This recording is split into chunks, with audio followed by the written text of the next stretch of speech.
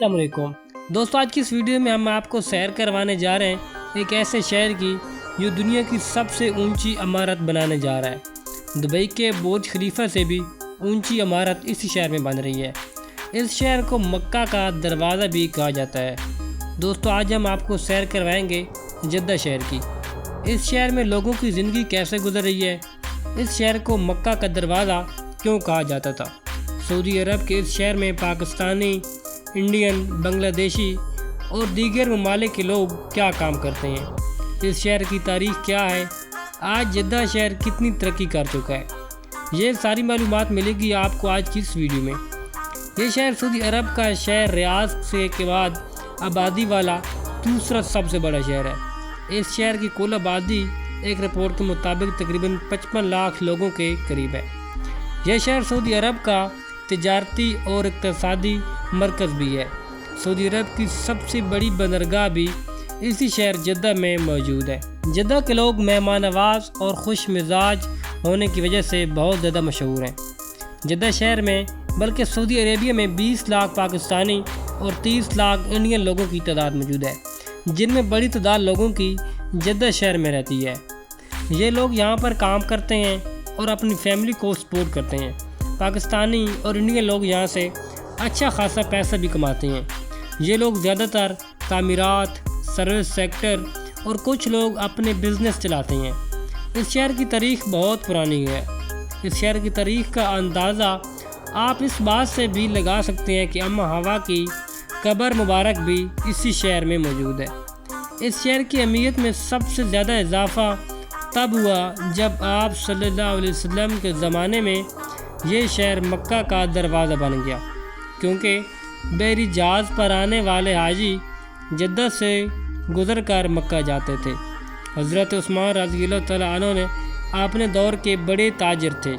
انہوں نے اپنے دور میں جدہ کو ایک اہم بندرگاہ بنا دیا، جو آج سعودی عربیہ کی سب سے بڑی بندرگاہ ہے۔ سلطنت عثمانیہ کے دور میں جدہ شہر کو مزید ترقی ملی۔ سلطنت عثمانیہ کے بعد جب سعود خاندان نے سعودیہ میں اپنی حکومت سنبھالی تو انگریز جدہ میں موجود تھے، کیونکہ وہ جانتے تھے کہ جدہ ملک کی تجارتی شہر آ گیا ہے۔ لیکن جلد ہی سعود خاندان نے جدہ شہر پر اپنا کنٹرول سنبھال لیا۔ آج جدہ بہت جدید ہو چکا ہے، جہاں پر آپ کو اونچی عمارتیں اور جدید لائف سٹائل ہر طرف دیکھنے کو ملے گا۔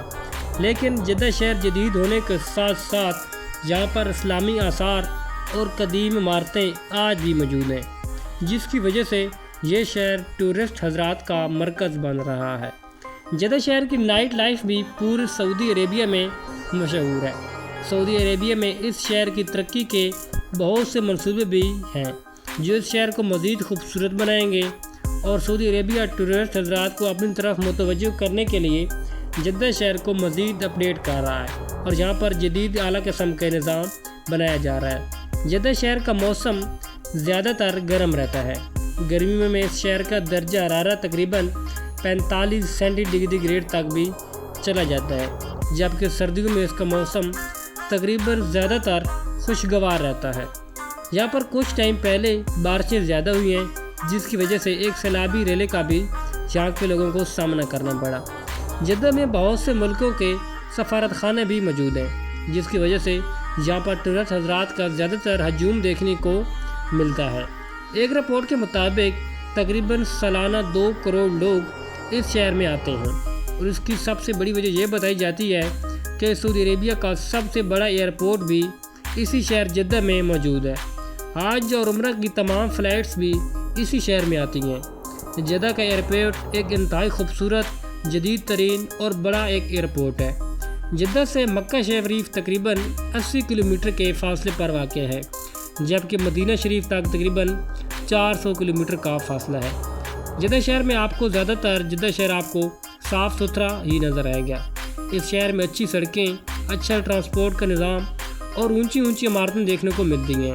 جدہ سے آپ مکہ اور مدینہ بلٹ ٹرین پر بھی جا سکتے ہیں۔ اس شہر میں آپ کو سب سے زیادہ اور خوبصورت ترین اور VIP لگژری گاڑیاں بھی نظر آئیں گی، اور یہاں پر عورتیں بھی آپ کو گاڑی ڈرائیو کرتے ہوئے نظر آئیں گی، جبکہ پہلے عورتوں پر گاڑی چلانا سعودی عربیہ میں بہت بڑی पाबंदी हुआ करती थी, लेकिन अब ये पाबंदी हटा दी गई है।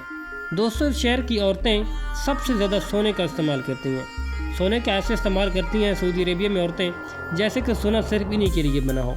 इसलिए आपको इस शहर में बड़ी तादाद में सोने यानी कि ज्वेलर की दुकानें देखने को मिलती हैं। जद्दा शहर में एक खूबसूरत तरीन जगह जिसका नाम अल बलाद है। इस जगह आपको अरब की सकाफत को आप बहुत करीब से महसूस कर सकते हैं और देख सकते हैं। इस इलाके में आपको आर्किटेक्चर कदीम ज़माने का नज़र आएगा। अगर आप इस जगह जाते हैं तो यहाँ आकर आपको ऐसे लगेगा कि जैसे आप पुराने और कदीम ज़माने अरब ज़माने में चले गए हैं।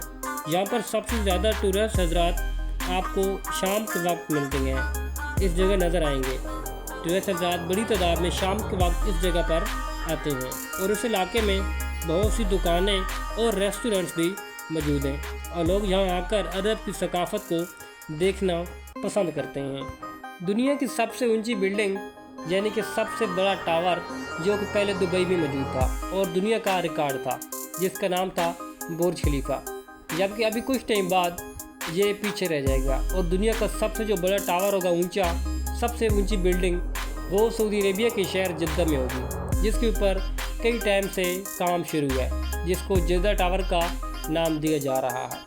और ये जद्दा टावर सबसे ऊंची बिल्डिंग होगी पूरी दुनिया की और ये सऊदी अरब में बनाई जा रही है। इसमें बड़ी तादाद में फ्लैट्स होंगे और बड़ी तादाद में शॉपिंग मॉल भी होंगे और इस टावर की वजह से सऊदी अरेबिया के शहर जद्दा में टूरिस्ट हजरात का हजूम और भी बढ़ेगा। टूरिस्ट हजरात बड़ी तादाद में जद्दा शहर का रुख करेंगे और इसे आकर देखेंगे। इससे ना सिर्फ जद्दा शहर की मशहूरी होगी बल्कि जद्दा शहर में एक आमदन का ज़रिया भी बनेगा। लोग यहाँ आकर रहेंगे, इस शहर से विज़िट करेंगे। जद्दा शहर के साथ साथ जद्दा टावर का भी विज़िट होगा और इससे सऊदी अरेबिया की कमाई में भी इजाफा होगा। जद्दा टावर के ऊपर लाखों रियाल जो हैं वो खर्च किए जा रहे हैं। सऊदी अरेबिया की करेंसी रियाल है, तो इसी लिहाज से अगर डॉलर में देखा जाए तो बड़ी तादाद में पैसा जो है इस टावर के ऊपर लगाया जा रहा है और ये दुनिया की सबसे ऊंची बिल्डिंग होगी और इस बिल्डिंग को बनाने के लिए दुनिया के इंजीनियर्स काम कर रहे हैं और इसे मजबूत तरीन बनाया जा रहा है और ये ऐसी बिल्डिंग होगी जो कि वर्ल्ड का रिकॉर्ड तोड़ेगी। वैसे भी अरब सरजमीन के आप जिस मुल्क में भी जाएंगे वहाँ पर आपको ऊंची ऊंची बिल्डिंग्स देखने को मिलेंगी, जो कि ना सिर्फ सऊदी अरेबिया, दुबई जबकि दीगर ममालिक में भी होंगी। लेकिन सबसे ज़्यादा जो ऊंची बिल्डिंग पहले थी वो दुबई में थी, बुर्ज खलीफा, लेकिन अब सऊदी अरेबिया के शहर जद्दा में एक सबसे ऊंची बिल्डिंग जद्दा टावर के नाम से बनाई जा रही है। अरब के तमाम ममालिक जिनमें Saudi Arabia, Oman, Dubai, Qatar, इसके अलावा बहरीन जो भी ममालिक हैं, इनमें जितना भी तामीराती काम होता है इनमें ज़्यादातर पाकिस्तानी, इंडियन, बंगाली, फिलिपाइनी, सूडानी और भी दीगर ममालिक के जो गरीब ममालिक के लोग हैं इनके हाथों से ये तमाम तामीराती काम होता है।